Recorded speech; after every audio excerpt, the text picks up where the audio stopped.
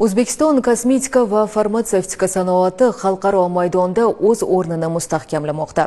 Ilk bor mamlakatimiz milliy stend bilan dunyoning eng nufuzli go'zallik sanoati ko'rgazmalaridan birida ishtirok etmoqda. Unda mahalliy brendlar o'z mahsulotlarini keng jamoatchilikka taqdim etib, xorijiy hamkorlar e'tiborini tortmoqda.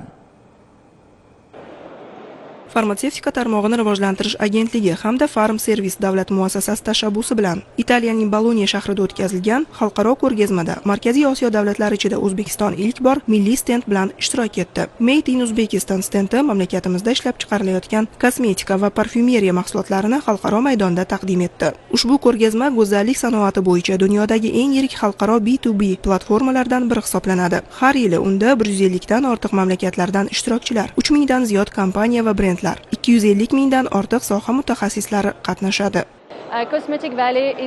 Joriy yilda ko'rgazma 57-marta tashkil etildi va u o'zining yuqori darajadagi muvaffaqiyati bilan ajralib turdi. Unda 68 mamlakatdan 3000 dan ortiq ishtirokchi va 33 ta milliy pavilyon qatnashdi. Bu esa ishtirokchilar uchun yangi biznes aloqalarini o'rnatish va xalqaro bozorga chiqishda keng imkoniyatlar yaratadi. Quvonarlisi, O'zbekiston ushbu xalqaro maydonda yangi ishtirokchi sifatida namoyon bo'ldi va bu bizni juda quvontirdi. Mazkur ko'rgazma bugungi kunda dunyodagi eng yirik va eng nufuzli go'zallik industriyasi tadbirlaridan biri hisoblanadi.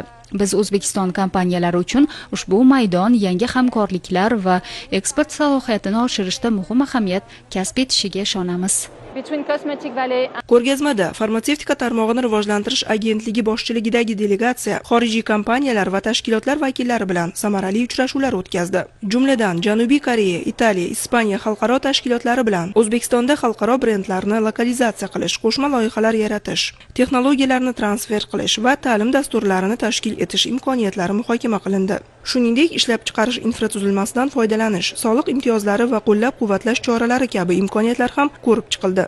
O'zbekistonning mazkur ko'rgazmada ishtirok etishi kosmetika va farmatsevtika sohalarini yanada rivojlantirish, zamonaviy ishlab chiqarish texnologiyalarini joriy etish, ilmiy tadqiqot yo'nalishlarida hamkorlikni kengaytirish hamda O'zbekistonga to'g'ridan-to'g'ri xorijiy investitsiyalarni jalb etish masalalarida yangi imkoniyatlar eshigini ochadi.